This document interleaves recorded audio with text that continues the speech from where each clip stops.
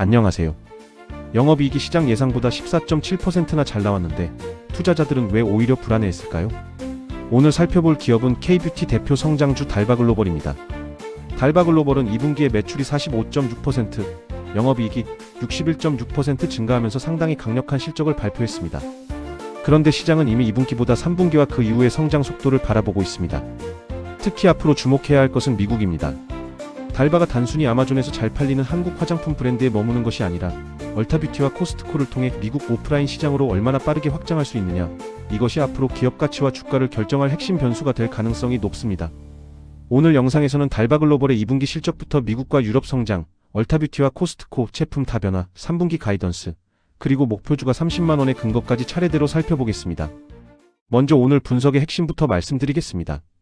이번 달바글로벌 실적을 한 문장으로 정리하면 실적은 기대 이상이었지만 시장은 앞으로의 성장 속도를 걱정하기 시작했다라고 볼 수 있습니다.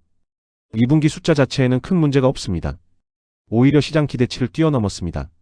문제는 회사가 발표한 3분기 가이던스가 시장 기대보다 보수적이었다는 점입니다. 따라서 이번 실적을 볼 때는 단순히 매출과 영업이익만 보면 안 됩니다.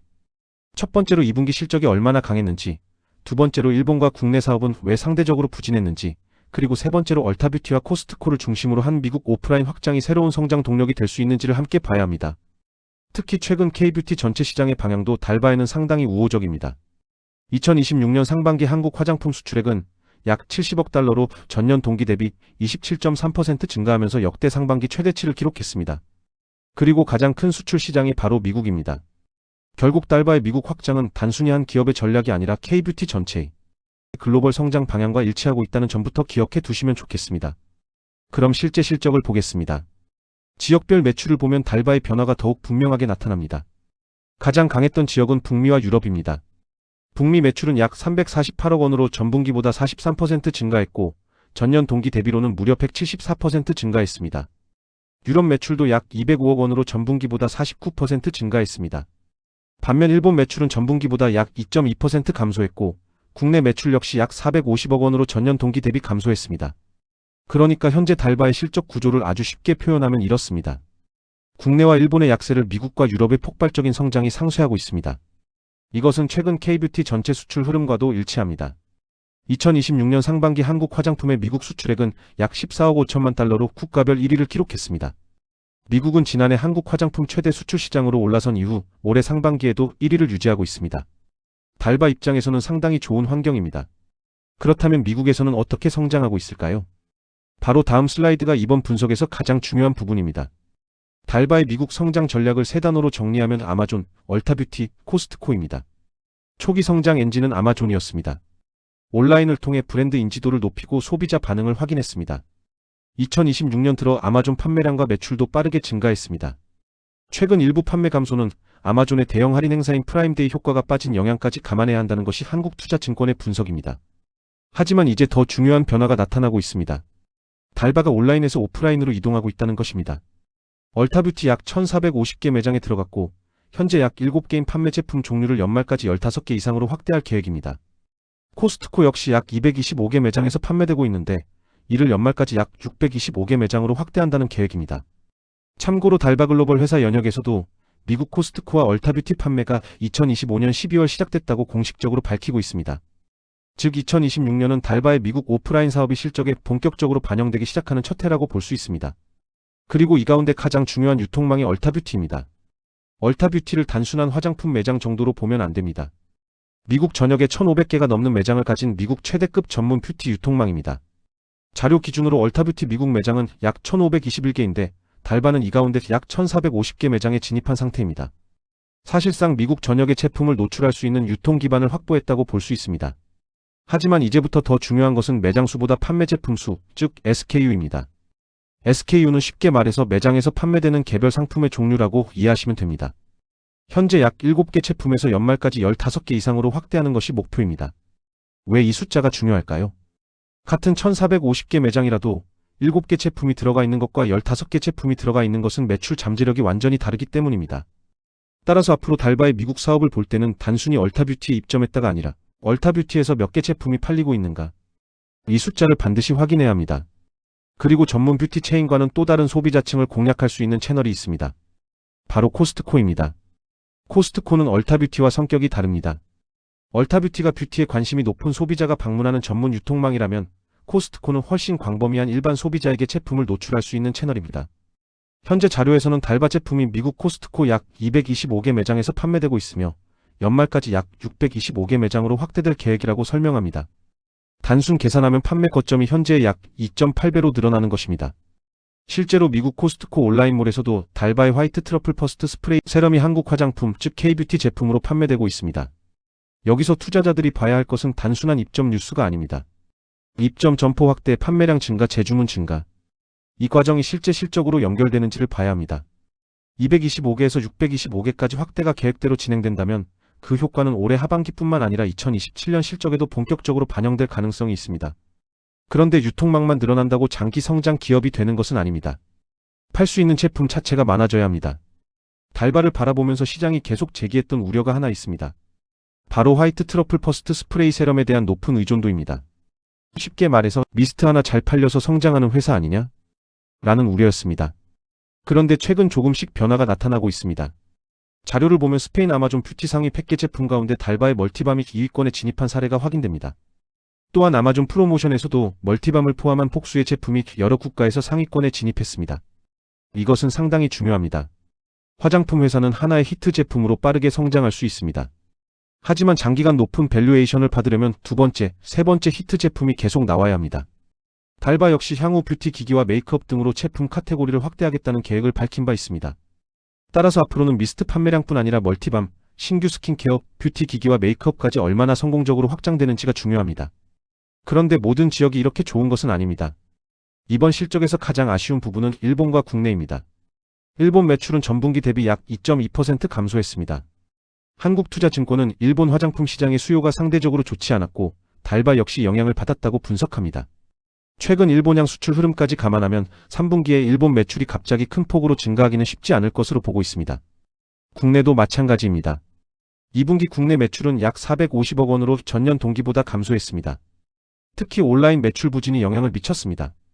다만 흥미로운 점은 K뷰티 전체 수출 통계에서는 올해 상반기 일본향 화장품 수출이 증가하고 있다는 것입니다. 따라서 달바의 일본 부진을 K뷰티 전체의 일본 시장 붕괴로 해석하기보다는 달바 자체의 제품 채널 기저 효과를 함께 볼 필요가 있습니다. 현재 구조는 명확합니다. 일본과 국내 약세를 미국과 유럽이 상쇄하고 있습니다. 문제는 미국과 유럽의 성장률이 낮아질 경우입니다. 그때는 전체 실적의 변동성이 커질 수 있습니다. 그리고 바로 이 걱정이 3분기 가이던스에서 나타났습니다. 이 슬라이드가 단기 주가를 이해하는 핵심입니다. 회사가 제시한 3분기 매출 가이던스는 약 1,700억 원, 영업이익률은 약 17%입니다. 그런데 한국투자증권의 기존 매출 추정치는 약 1,778억 원이었습니다. 그러니까 회사가 제시한 숫자가 시장의 기대보다 낮았던 겁니다. 2분기 영업이익률이 25.3%였는데 3분기 회사 가이던스가 17% 수준이라는 점도 투자자 입장에서는 부담스럽게 느낄 수 있습니다. 하지만 한국투자증권은 이 숫자가 상당히 보수적으로 제시됐을 가능성에 무게를 두고 있습니다. 실제로 한국투자증권이 수정해서 제시한 3분기 예상 매출은 약 1,784억 원, 전년 동기 대비 56.2% 증가입니다. 예상 영업이익률도 약 18.3%로 회사 가이던스보다 높습니다. 따라서 앞으로 가장 중요한 질문은 이것입니다. 3분기 가이던스가 실제 성장 둔화의 시작인가, 아니면 회사가 보수적으로 잡은 숫자일 뿐인가? 3분기 실적에서 이 질문에 답이 나오게 됩니다. 가이던스가 낮아지면서 증권사 실적 추정치도 조정됐습니다. 한국투자증권은 2026년 매출 전망을 기존 7,610억 원에서 7,400억 원으로 하향했습니다. 2027년 역시 기존 9,920억 원에서 약 9,260억 원으로 낮췄습니다. 하지만 중요한 것은 절대적인 성장률입니다. 수정된 숫자를 적용해도 2026년 예상 매출은 전년 대비 약 42% 증가하고 영업이익은 약 58% 증가할 것으로 전망됩니다. 2027년에는 매출 약 9,260억 원, 영업이익 약 2,010억 원 수준이 예상됩니다. 즉, 실적 전망이 낮아졌다는 것과 성장이 끝났다는 것은 완전히 다른 이야기입니다. 오히려 최근 K뷰티 산업 전체의 환경은 여전히 강합니다. 2026년 상반기 화장품 수출 70억 달러가 역대 최대였고 미국이 최대 수출 시장을 유지하고 있다는 것은 달바의 북미 확장 전략의 우호적인 산업 환경입니다. 이제 중요한 것은 이 성장 과정에서 얼마나 많은 이익을 남길 수 있느냐입니다. 달바의 강점 가운데 하나가 바로 수익성입니다.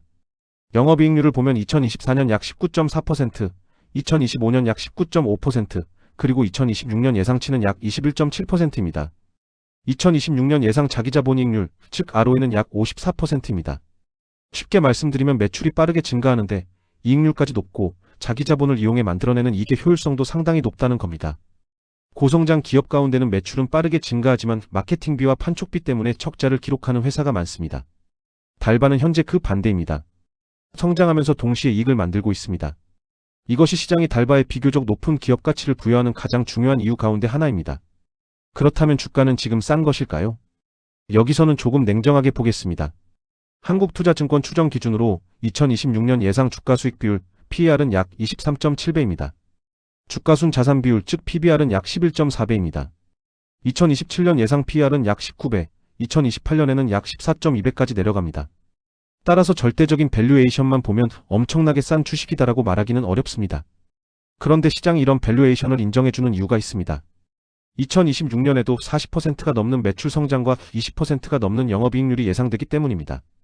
결국 달바의 적정 주가를 결정하는 것은 단순히 PER 23배가 비싸냐 싸냐의 문제가 아닙니다. 더 중요한 질문은 이 40%대 성장을 앞으로 몇 년이나 유지할 수 있느냐? 입니다. 성장률이 유지되면 현재의 높은 밸류에이션을 실적이 빠르게 따라잡게 됩니다.